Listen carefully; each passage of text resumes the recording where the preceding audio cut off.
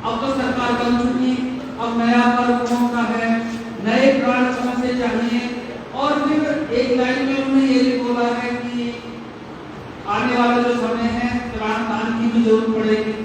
तो भाई सरकार बन चुकी, तो आने वाले समय में ऐसा क्या होने वाला है जो हमें प्राण दान की जरूरत पड़े। मैंने ये सारे विषय इसलिए पूछे आपसे कि जिससे मैं ये जान सकूं कि आपको विषय से याद है कि नहीं है। आप बोल ना पाए होंगे लेकिन आपके मस्तिष्क में वो सारे विषय हैं। अगर अगले 45 मिनट कोई भी बोला तो मैं आपको प्रणाम करूंगा और बैठ जाऊंगा। अगले 45 मिनट तक कोई बोलेगा नहीं, कोई वार्ता नहीं करेगा, और किसी को जाना हो तो बीच में से ना जाए, अभी चले और भी नहीं उठाए।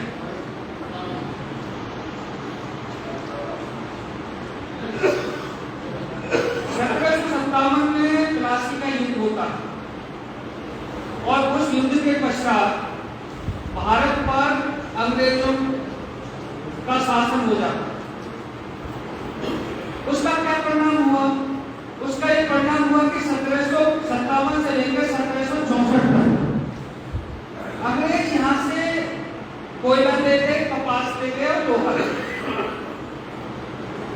और उस कपास से ले जाकर उन्होंने इंग्लैंड में कपड़े बनाए, लोहे से लोहे की धातुएं बनाई और विभिन्न प्रकार के आविष्कार हुए।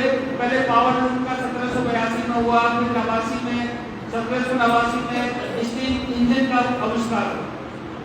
तो इसलिए 1764 से लेकर 1864 का जो समय है इसको दुनिया में औद्योगिक क्रांति का युग कहा जाता है। औद्योगिक क्रांति के युग के कारण जो फैक्ट्रियां लगी, जो मिल लगी, उनमें कुछ मजदूर काम करने लगे। उन मजदूरों ने अपनी अपनी यूनियन बनाई और ये कहना शुरू कर दिया कि जो ये मिल मालिक है, जो ये फैक्ट्री मालिक है, ये हमारा शोषण करे। तो 1218 में पहली बार मैग्ना चार्टा आता है इंग्लैंड, और 1265 में पहली बार दुनिया में संसद बनती है लंदन में, इंग्लैंड में। उसने चारों पांचों देशों को मिला। और जैसे ये औद्योगिक क्रांति हुई उसके तुरंत बाद कैसी शुरू हुई, तो 1776 में अमेरिका आजाद होता है। अमेरिका आजादी का असर यह हुआ कि फ्रांस में जो राजशाही थी उसके विरोध में फ्रांस में भी क्रांति शुरू हो जाती है 1789। और उस क्रांति के बाद राजशाही का समापन होता है और पूंजीवाद की शुरुआत होती है। और इस पूंजीवाद के विरोध में दुनिया में बहुत सारे आंदोलन होते हैं जिनको समाजवादी आंदोलन कहते हैं। 1836 तक ये सारे आंदोलन होते रहते हैं, 100 साल। तो इसमें जहां जहां राजशाही थी वहां पूंजीवाद नहीं पहुंचा, लेकिन जहां जहां औद्योगिक क्रांति हुई, सबसे पहले इंग्लैंड के बराबर में इटली था, हॉलैंड में गई, फिर इटली में गई, फिर फ्रांस में गई, फिर जर्मनी में गई और फिर अमेरिका में गई औद्योगिक क्रांति। जहां जहां उद्योग धंधे जाते रहे वहां वहां लोकतंत्र जाता रहा, वहां वहां पार्लियामेंट बनती रही।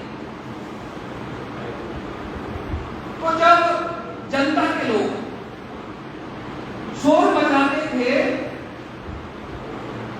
तो एक बीच का रास्ता निकाला गया, लोकतंत्र और पार्लियामेंट्री सिस्टम। लेकिन इससे बात बन नहीं पा रही थी, मजदूरों का शोषण ज्यादा हो रहा था। तो 1818 में मार्क्स पैदा होते हैं।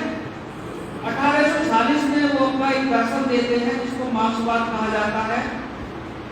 एक किताब लिखते हैं दास कैपिटल, और उस किताब का इतना ज्यादा असर होता है दुनिया में कि मुझे लगता है कि कृष्ण के बाद चाणक्य, चाणक्य के बाद महात्मा बुद्ध, और महात्मा बुद्ध के बाद दुनिया में सबसे ज्यादा अगर किसी का असर हुआ है तो मार्क्स का। तो मार्क्सवादियों में पूंजीवादियों का ज्यादा झगड़ा हुआ। उस झगड़े के समाजवादियों ने उस झगड़े का फायदा उठाया और लोकतंत्र पर वो कब्जा करके चले गए और सारी की सारी दुनिया में जो शासन व्यवस्थाएं हैं वो समाजवादी शासन व्यवस्था है। जहां जहां लोकतंत्र है वहां वहां समाजवाद है। तो समाजवाद लोकतंत्र का ही दूसरा नाम है।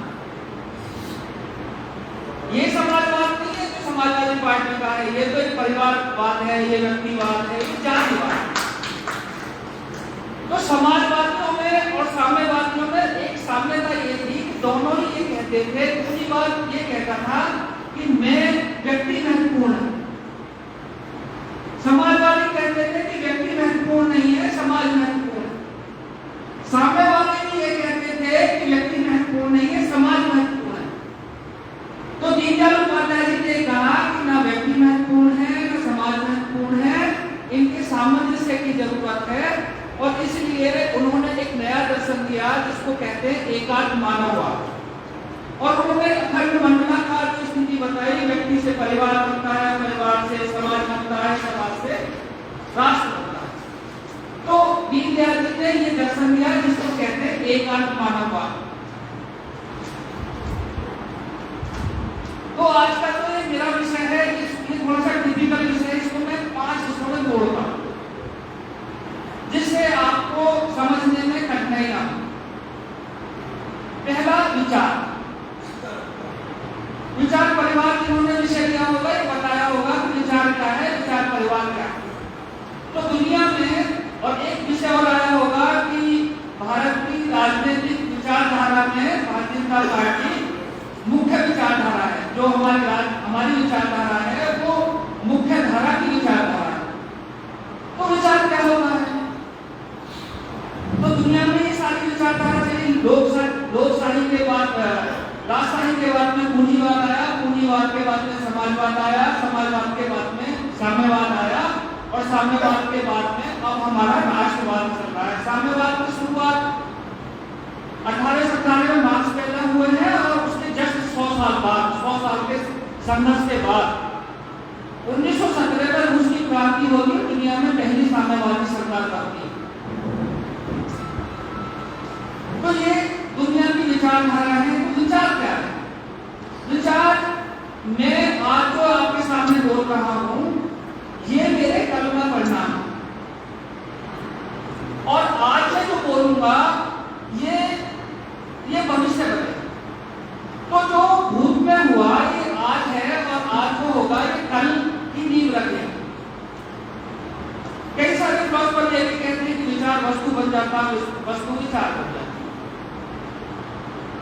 तो हमारा विचार क्या है? सभी वक्ताओं ने बताया होगा। विचारधारा तो ये है जो मैंने अभी तक बताई है।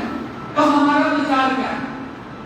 तो हमारा विचार सिंपल 3 तरीके 3 बातें बोलेंगे जब भी आपसे कोई पूछेगा। तो हमारा विचार है भारत माता की जय, हमारा विचार है वंदे मातरम, और तो ज्यादा कुछ आगे बढ़ेंगे वो कहेंगे कि हमारा विचार है भू सांस्कृतिक राष्ट्रवाद। अब इसमें 3 शब्द हैं भू, लेकिन जो भू से बनते हैं देश, लेकिन हमारा जो राष्ट्रवाद है इसका जमीन से भी संबंध है, तो हमने इसको साथ से जोड़ा। दुनिया में 3 शब्द चलते हैं जिनमें थोड़ा सा कंफ्यूजन होगा, भारत के संविधान में भी कंफ्यूजन। जैसे भारत के संविधान में लाइन है इंडिया इज वेलफेयर स्टेट। तो कई सारे बच्चे पूछते हैं कि भाई भारत से स्टेट है तो फिर यूपी क्या है? तो स्टेट को कहते हैं हिंदी में राज्य। तो राज्य बनता है राजनीतिक इकाई से, और चूंकि भारत में पार्लियामेंट्री सिस्टम है और एक हमारा प्रधानमंत्री बनता है, इसलिए हम भारत को राज्य भी कहते हैं। भारत एक देश भी है और भारत एक राष्ट्र भी है। राष्ट्र को कई सारे लोग नेशन कहते हैं, लेकिन राष्ट्र का पर्यायवाची नेशन नहीं हो सकता। जैसे घी को अंग्रेजी में घी ही लिखा जाएगा, जलेबी को अंग्रेजी में जलेबी लिखा जाएगा, इसी तरीके से राष्ट्र को भी अंग्रेजी में राष्ट्र लिखा जाएगा, नेशन नहीं लिखा जा सकता। क्योंकि नेशन की जो कल्पना है दुनिया में, उनको नेशन कहा, उन देशों को नेशन कहा जाता है जहां अपनी फौज है। जो तो ठीक है कि भारत के पास भी अपनी 16 लाख की फौज है, तो भारत नेशन भी है, भारत राज्य भी है, भारत देश भी है, लेकिन उससे बड़ी बात यह है कि भारत राष्ट्र है। और राष्ट्र का कुछ पर्यायवाची नहीं हो सकता। दुनिया की डिक्शनरियों को भविष्य में किसी न किसी दिन ये निर्णय लेना पड़ेगा कि दुनिया की डिक्शनरियों से नेशन शब्द हटाकर राष्ट्र शब्द को लिखो। जैसे योग को उन्होंने ले लिया और हमारी बाकी चीजें ली, ऐसे राष्ट्र को भी लेना ही पड़ेगा। राष्ट्र का कुछ अंग्रेजी में नहीं कहा जा सकता। एक बार कोई अंग्रेज भारत आया था, उसने जाकर बताया कि मैंने वहां पर एक मिठाई खाई, मिठाई का नाम नहीं पता। लोगों ने पूछा क्या नाम है, जलेबी। जलेबी का उसका नाम बताओ। तो उसने जलेबी का नाम बताया अंग्रेजी में कि there was a circle, in a circle, outer a circle and jam was injected in that. तो जलेबी का ऐसा उसने नाम बताया। तो राष्ट्र भी अपने आप में जलेबी जैसा है और राष्ट्र ही जैसा है, इसका कोई अंग्रेजी में हो नहीं सकता। और राष्ट्र जैसे देश बनता है जमीन से और राज्य बनता है राजनीतिक इकाई से, उसी प्रकार राष्ट्र बनता है संस्कृति से। और संस्कृति उसको कहते हैं जहाँ 16 संस्कार है। हर एक हिंदू के 16 संस्कार होते हैं, बाकी संस्कार सबको याद होते हैं, लेकिन एक अंतिम संस्कार तो हर किसी को याद रहता है। और अंतिम संस्कार हिंदू पद्धति से होता है, तभी उसको हिंदू कहते हैं। तो हमारी विचारधारा है भूत सांस्कृतिक राष्ट्रवाद। तो इस विचारधारा को लेकर डॉक्टर हेडगेवार ने सोचा कि भाई देश तो आजाद हो ही जाएगा, लेकिन हमारे इस विचार का, हमारा जो राष्ट्रवाद है, जो हमारा विचार है भारत माता की जय, इसका विस्तार कैसे। तो 1925 में राष्ट्रीय स्वयंसेवक संघ की स्थापना होती है। 1936 में राष्ट्र सेविका समिति की, 1948 में गीता गुरुकुल की, 1949 में ये राष्ट्रधर्म प्रकाशक, भारत प्रकाशक जो अपने ऑर्गेनाइजेशन और पाठ्यक्रम है जो आते हैं अखबार और मैगजीन हो गए हैं। 1951 में अखिल भारतीय विद्यार्थी, 1949 में अखिल भारतीय विद्यार्थी परिषद, 1951 में भारतीय जनसंघ, 1952 में प्रवासी कामगार संघ, 1955 में मजदूर संघ, 1958 में शिशु शिक्षा समिति जिसके आप स्कूल देखते हो, 1963 में भारत विकास परिषद, 64 में विश्व हिंदू परिषद, फिर 66 में साहित्य परिषद, फिर 69 में भारतीय शिक्षण मंडल, 68 में दीनदयाल जी की हत्या हो जाती है, इनको इसलिए 1972 में दीनदयाल रिसर्च इंस्टीट्यूट और इसी के साथ में विवेकानंद केंद्र, इसके बाद